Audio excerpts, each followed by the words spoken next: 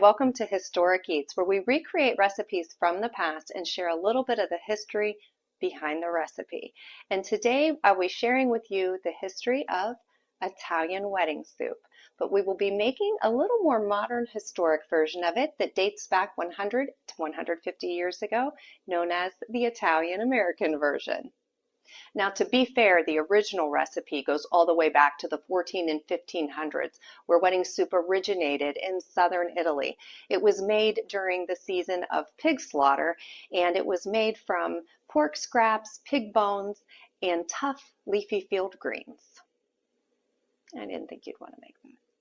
Now, this recipe was taught to my mother-in-law by her mother-in-law, and Grandma came over on the boat. So this is an authentic Italian recipe that dates back probably about 120 years. Now, this version is what most Americans are familiar with. If you go to a good Italian restaurant, you order wedding soup, it's going to look something like this. Now, it still includes chicken, beef, and pork like the original Naples recipe, but in terms of greens, we will be using spinach. Now, Grandma's recipe called for escarole, but my mother-in-law found that when she made it with escarole, the kids wouldn't eat it because it was bitter. So she began substituting spinach, and so that's how our family enjoys it. And she's not alone, because usually when you order it in a restaurant, they make it with spinach. It's just milder and sweeter and a little more palatable. So is this my grandma-in-law's recipe? Well, both my grandma and my mother-in-law cook similarly in that they measure nothing and everything is by taste and feel. So it's more like they showed me the way. I have helped my mother-in-law over the years many times, chopping up the vegetables, watching her make the soup, helping her roll out the meatballs and roll out the meatballs and roll out the meatballs. And this is what I've come up with. So it's a multi-step recipe and it takes a little bit of time to make. So I've done some prep work so we can get through this. And the first step is, of course, mixing the meatballs.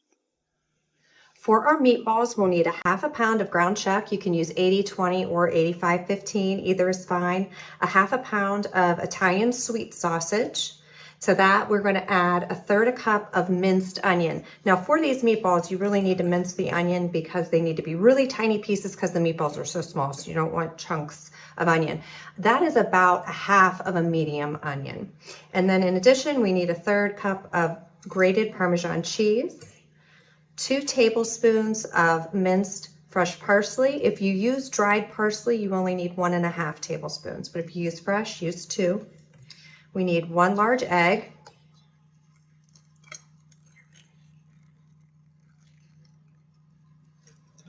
and this is about 2/3 cup of breadcrumbs. I might need to make an adjustment, just depends on how wet the ingredients are, but that's a good start. And then we will need 3/4 teaspoon of garlic salt, not garlic powder, garlic salt, and a half teaspoon of coarse ground black pepper. And then we just gotta mix it by hand.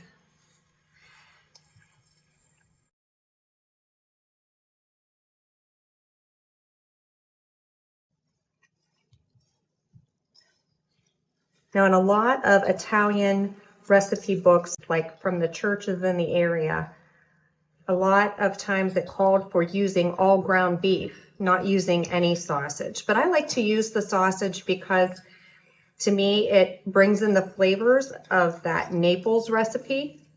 And the old world meatballs were a mix of part pork, part beef, and part veal.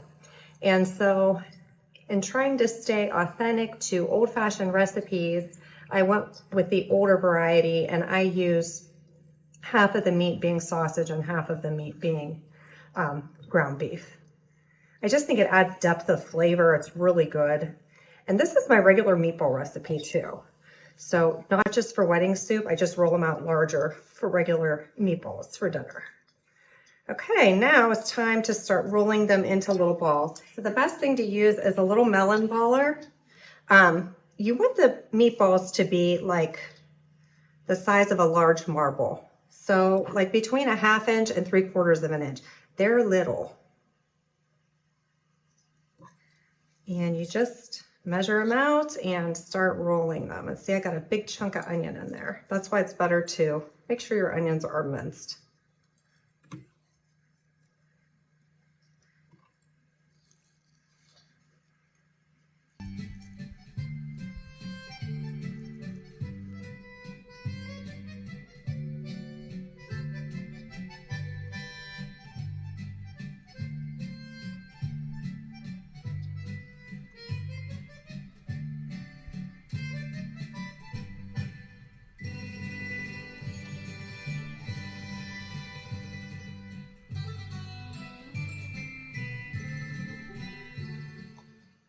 So this is where you start getting tempted to make the meatballs bigger.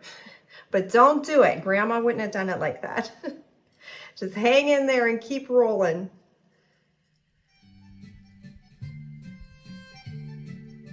Okay, we're almost at the end here. It's a true labor of love. Maybe that's why they call it wedding soup.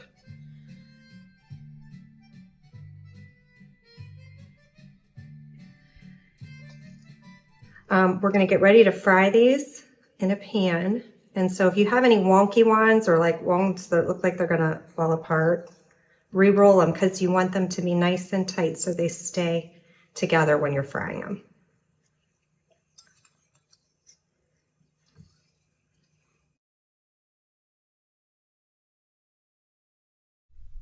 I have about 1 or 2 tablespoons of light oil heating up in this nonstick skillet over medium-high heat. I'm going to add the meatballs and just fry them until they're toasty brown.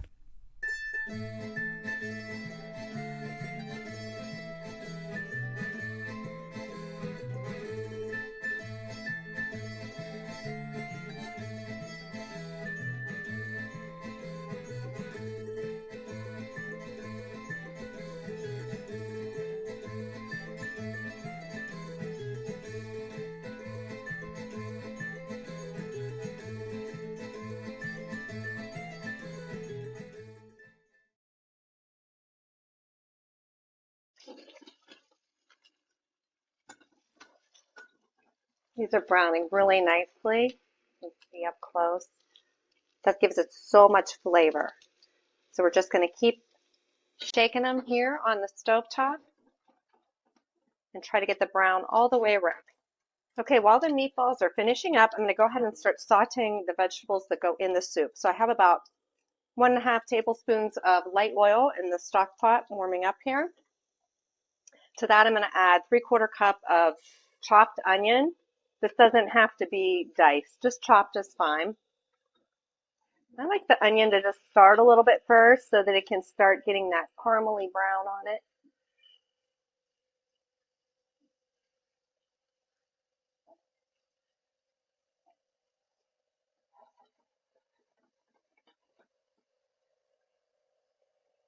The meatballs are done. I'm going to pull them off and bring it over so you can see all the brown crispiness on the edges. And I'll just remove them from the heat. So the onions are starting to really caramelize. So I'm going to go ahead and add a cup of chopped celery. That's about 2 stalks. And then I'll also add 2 carrots that I've chopped up.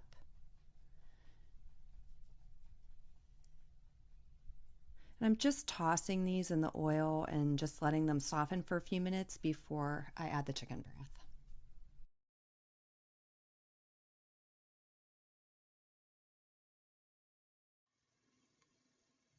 It's been about 5 minutes and the vegetables are just starting to get tender.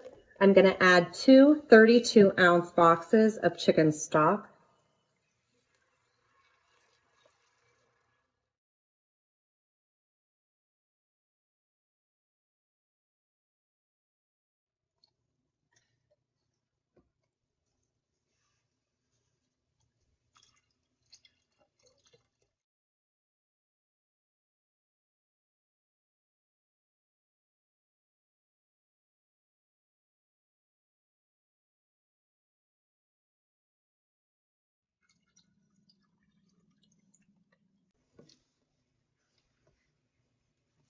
And then I'm going to add 2 whole bay leaves.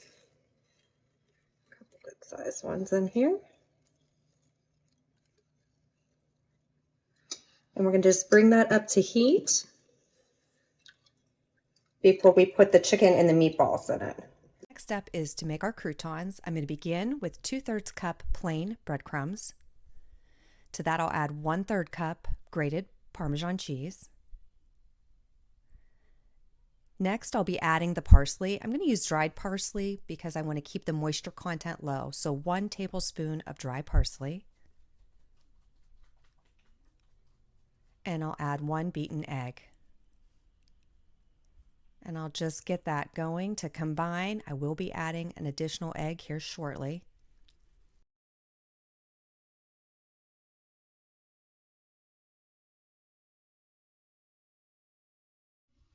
My pan is prepared with cooking spray. It's an 8x8 square pan. Okay, in goes the second egg.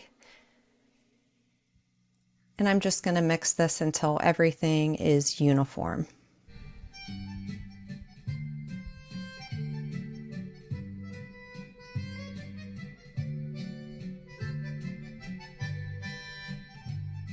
This looks good. I'm going to go ahead and pour it right into the prepared pan.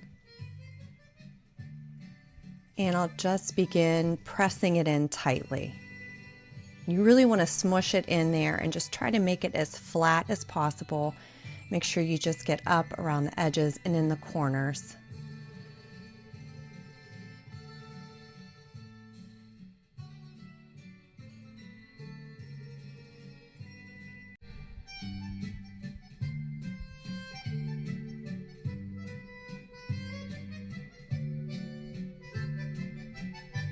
Okay, this is ready for the oven. I'm going to put it in a preheated oven at 350 degrees for 15 minutes. Okay, next it's time to prepare a chicken to add to the broth. I just purchased a rotisserie chicken from the grocer. You definitely can roast a chicken yourself if you want to start completely from scratch. I'll leave instructions on how to do that on the website.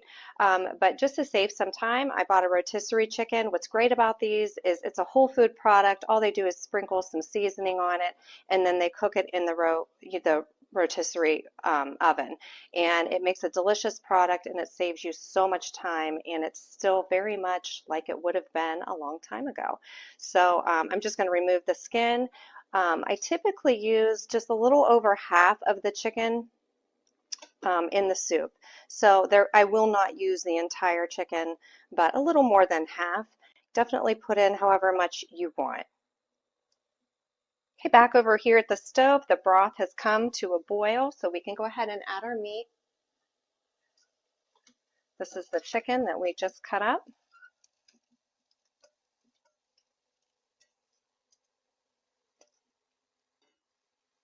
And then the meatballs will go in as well.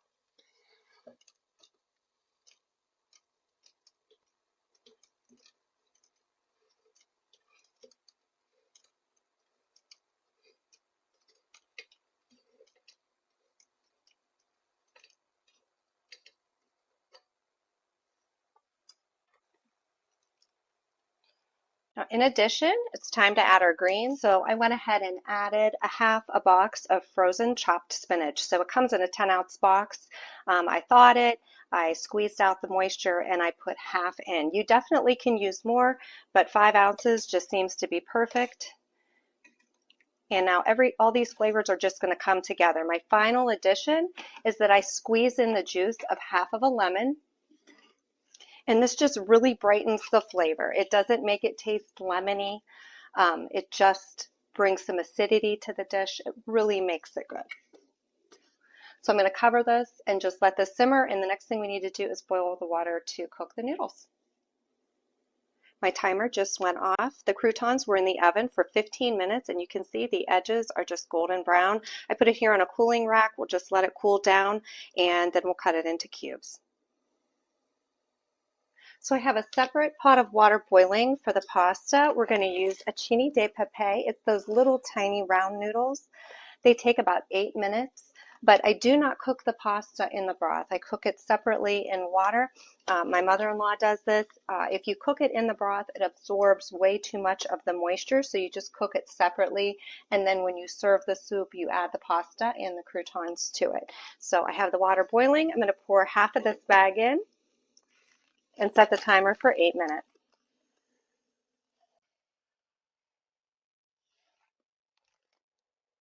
So the croutons have completely cooled. As you see, it's like a big cracker. And just use a serrated knife and you just cut them up into cubes.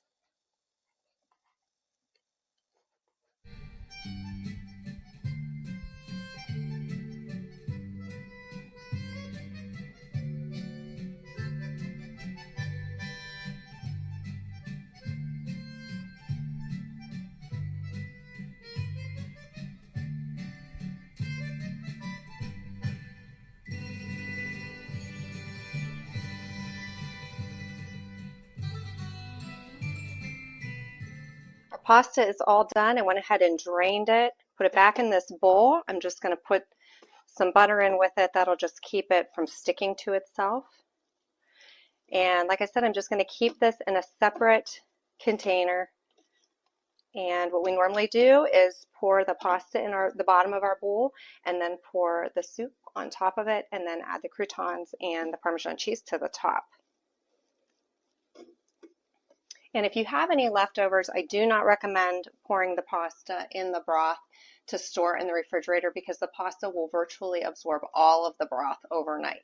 So keep it separated, and the soup is absolutely delicious the next day. In fact, a lot of times we prefer it if there's any leftovers, but it does need to be separated from the pasta and the croutons, or otherwise it will just absorb everything. So if you have any leftovers, pasta and croutons in a separate container in the fridge, then your broth.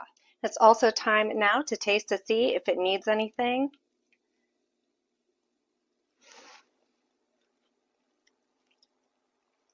Actually, it tastes really good. I don't even know that I'm going to put any extra salt in it because the extra Parmesan cheese we're going to sprinkle on top is going to really add salt content to it as well. Might give it a little bit more black pepper, but that's it. The flavors are just coming together awesome. It tastes really good. So let me get a bowl ready to show you how to serve it. And we're ready to enjoy our Italian wedding soup.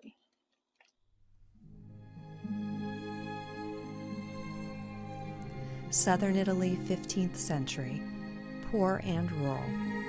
Cucina povera, meaning poor kitchen, best described the daily fare. Meals consisted of whatever was in season from the fields, and nothing was wasted. In the winter, dishes were combinations of bitter vegetables and any tough greens that could be found from the tired fields. Minestrone maritata, meaning wetted broths, was a common soup for the season. Butcher scraps, mainly pork, were cooked down, and to the broth were added the vegetables and greens. So it wasn't the exchange of nuptials, but rather the intermixing or marrying of the meat and vegetable broths that gave the soup its namesake. In the Campania region, wedding soup was prepared during the slaughter of the pigs in the winter. Rural families would slaughter a pig, and the pork scraps, intestine, and pig bones were boiled. Bitter greens like dandelion, escarole, and cardoons were added to the broth. This pig slaughter ritual became a festival still celebrated today before Lent, known as a Maialata, or the Festival of the Pig. In Calabria and Puglia, during Maialata, common greens added to the soup included chicory, fennel, and celery. This region also was known to top the soup with pecorino cheese and breadcrumbs and then bake it in the oven like a pie. Later in Naples, Italy, also part of Campania, the soup was given an upgrade. Naples was a wealthier region and better ingredients were available. Their version was heavy on meat and included beef and chicken along with the pork. It was commonly served during Festa dei Sette Pesci, or the Feast of the Seven Fishes, on Christmas Eve. There were even versions of the soup that celebrated the seven sacraments by using 7 different types of greens. Wedding soup was also regularly served throughout southern Italy during Santo Stefano, or St. Stephen's Day, on December 26th, honoring the saint as the first Christian martyr. As time went on, more and more ingredients were used, including sausage, salami, and meatballs of all sizes. Rural poverty and overpopulation in southern Italy drove the largest immigration movement from Italy to the United States of modern times. From 1880 to 1925, over 4 million Neapolitans immigrated to the U.S. With them came their celebrated food traditions, including wedding soup. The soup was given another revamp based on the availability of ingredients in America compared to Italy. A lighter version of the soup was born, made mostly from chicken stock, and pasta was added, which was surprisingly absent from the home version. Small noodles like acine de pepe and orzo were preferred as they easily fit on the soup spoon. Meatballs were a must, and fewer types of greens were used, typically parsley, escarole, and spinach. And as a nod to the cheese and bread-crusted Calabria version, toasty croutons were frequently thrown in. And thanks to the Lake Erie ports, steel industry, and railway, many Italian immigrants settled in the Cleveland-Pittsburgh region. As a result, my hometown region is notorious for tremendous Italian food and a penchant for wedding soup. Matter of fact, Progresso Soup Company sells more wedding soup to this area than any other region in the country. Italian wedding soup, like a marriage, is a long-lasting love affair. Now to enjoy the Italian-American wedding soup. Okay, we're all ready to go. Let's start by scooping my pasta into the bottom of my bowl.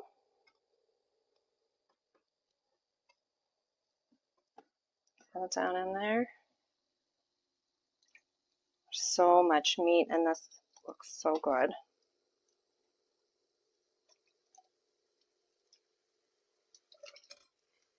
Sprinkle some croutons on top.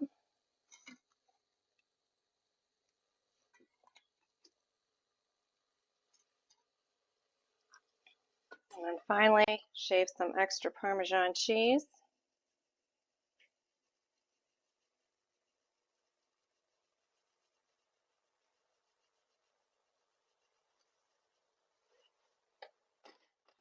And there you go, friends. Homemade Italian-American wedding soup. Well, thank you so much for joining me today. I hope you enjoy one of our family's favorites. If you do, comment below, let me know how it goes. And by all means, please hit subscribe. I have so many more ideas of really great recipes with interesting history behind them, and I'd love to share them with you. So click subscribe. If you want to follow any of the recipes, go right over to the website historiceats.com and you'll find printable versions there. And until next time, bye-bye.